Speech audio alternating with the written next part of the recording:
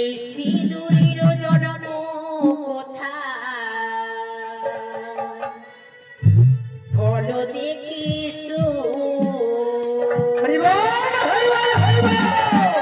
তুমি বড়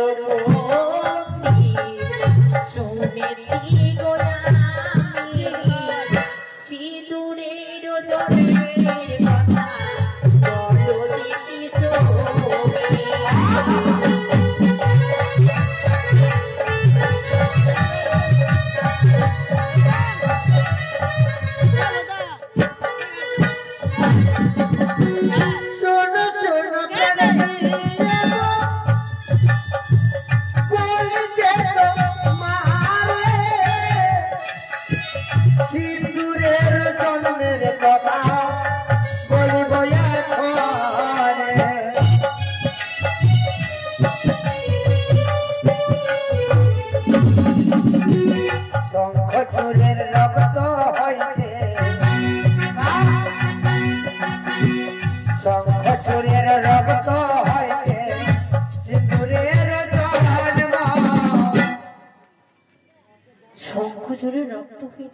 শঙ্খচূড় যার স্ত্রীর নাম হলো তুলসী।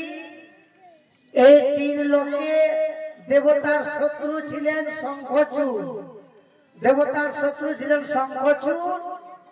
ভগবান নারায়ণ শঙ্খচূড়ের রূপ ধারণ করে তুলসীর সতীত্ব, পতিব্রতা নারী ছিল, তার সতীত্ব নষ্ট করে শিব এবং সকল দেবতা তাকে বধ করলেন। বধ করে শঙ্খচূড়ের রক্ত থেকে সিন্দুরের জন্ম। আর এই সিন্দুরটা সব থেকে আগে প্রধান করেছে গাভী রূপে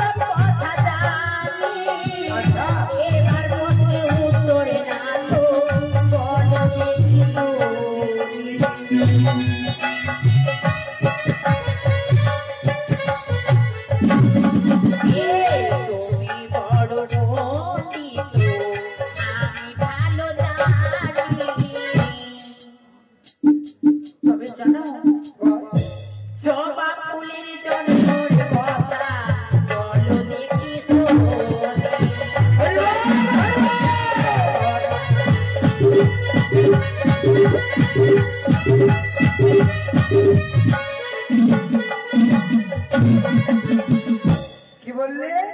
জবা ফুলের জন্ম। জবা ফুলের জন্ম।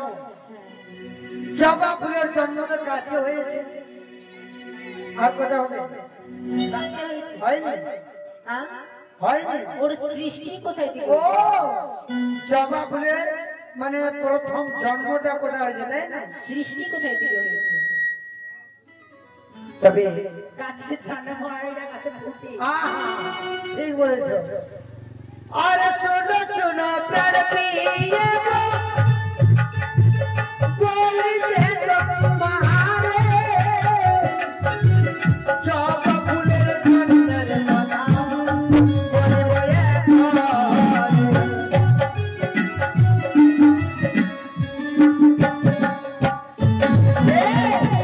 কালী মায়ের জিভা হইতে, কালী মায়ের জিভা হইতে জবা ফুলের জন্ম।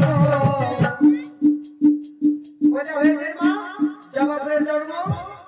কালী মা, কালী মায়ের জিভা। যেদিন অসুরকে বধ করেছিলেন সেই সময় রক্ত খাবার জন্য কালী মা জিভা বাইর করেছিলেন। জিভা থেকে যে লাল হয়েছে মা, সেইটা থেকে জবা ফুলের জন্ম। এখনো দেখবেন জবা ফুলের মধ্যে একটা ছুঁচ থাকে লম্বা, ওটা হচ্ছে কালী মায়ের জিভা লাল। সত্যি? হ্যাঁ, ও স্বামী সব থেকে আসে পূজা কালী মাকে তোরে।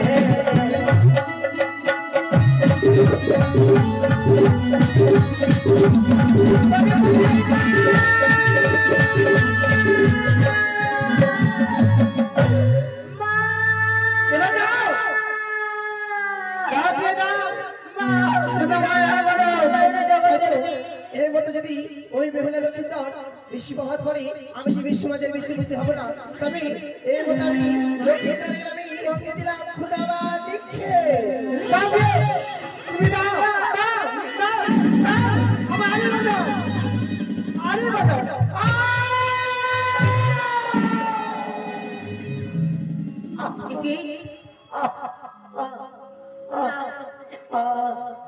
ওরে বেহুলা আমি যে তোমার কাছে রাজি করে নিতে পারছি না তুমি আমার কাছে না লাগু না না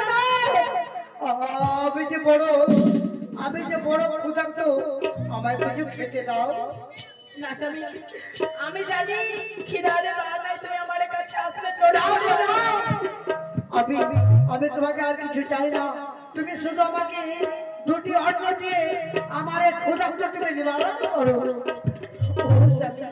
বলো বাসুরে করে আমি অর্থ কোথায় পাবো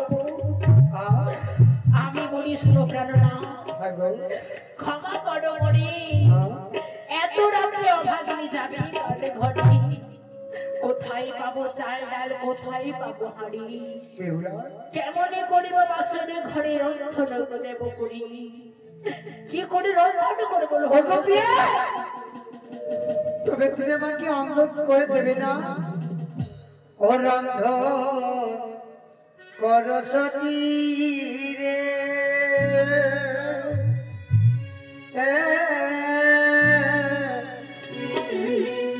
খুদা নলে রহিতে পোলা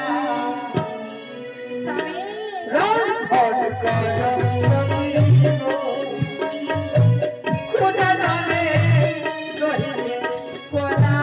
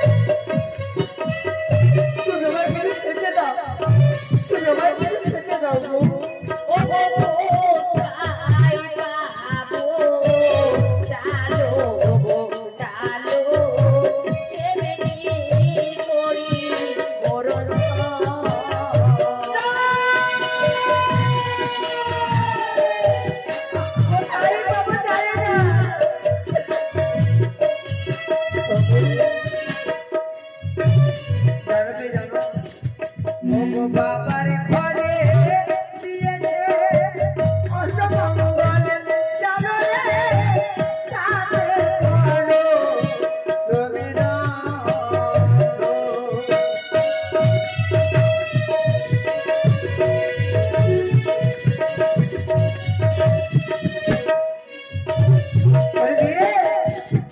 আরে নারী কলের ভিতরে রয়েছে রে নারী কলের সাথে করো তুমি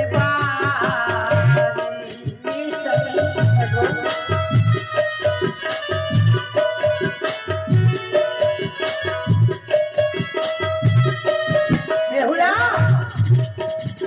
ও শোনো গো বলি শোনো শোনো প্রিয় আমার শোনো গো বচ্চন কঙ্কনে রয়েছে অষ্টমঙ্গলের চাও নারিকলের রয়েছে নারিকলের জল নারিকলের ছোড়া তুমি করো রক্ষী তোমার অন্য পাটের শাড়ি তাতে তুমি করো গো ওনালো করে জ্বালিয়ে আমায় তুমি রন্ধন করে দাও যথা কি আছে আমি দেব তা বেশ তবে আমি বিশ্রাম করি তুমি শীঘ্রই আমায় রন্ধন করি আমায় কিছু খেতে দাও কোথায়